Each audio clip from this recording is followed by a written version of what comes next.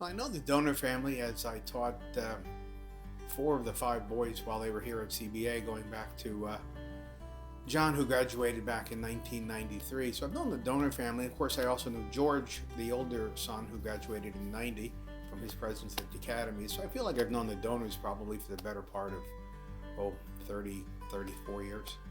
You think about the Doehners, there are a few things that come to mind immediately. And I think probably the idea of just really being a big family, energetic, involved in everything, family with very strong values, a deep sense of who they are, a deep love for one another. There was always a great bond between the Doehner boys and the parents, and a real commitment to faith, a commitment to the academy, a commitment to the good works. The parents, George and Kathy Doehner, were again a very formidable presence here at CBA during the time that their sons were involved. So you figure that the Doehners were involved here at CBA from 1986 when George was a freshman to 2002 and when James graduated. So they have a long heritage at that period of time with almost a consistent run of having a son at the academy during that period.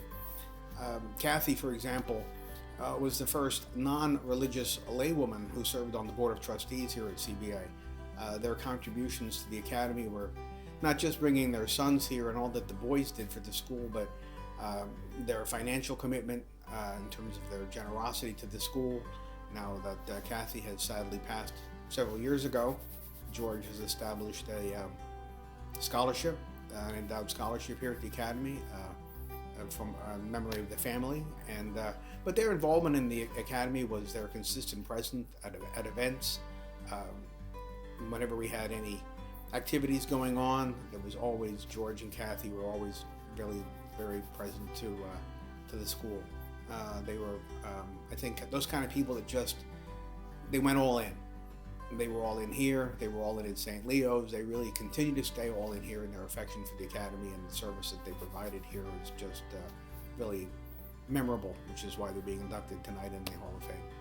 The boys were all different, and yet at the same time they were the same. You know, they all made their contributions in every way. It wasn't that they all did the same thing. You know, George was on the track team, and John was a basketball player, and but then the others, when you get down to James, was more involved in the activities, the yearbook, and all of those kinds of things. So they all had their own unique niche in the school.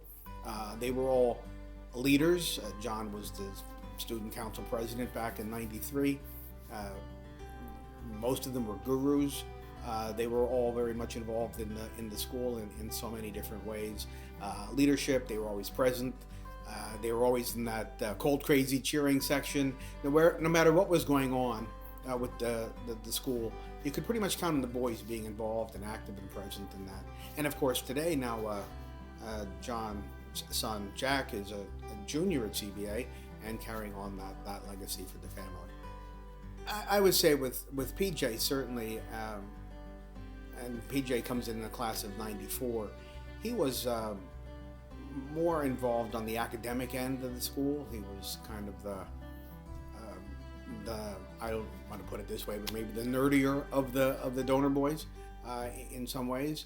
And Rob was a class of '97, was kind of more of the cheerleader in a lot of ways. He was kind of the big personality. George and Rob have that kind of big personality, whereas James comes along and he's a lot quieter and subdued, and again extremely studious. But they did well. The boys, between Boston College and Villanova, of course, Dad's a graduate of Villanova as well. So there's a great deal of that kind of energy, and they all did extremely well in their collegiate careers as well, and in their professional and personal lives.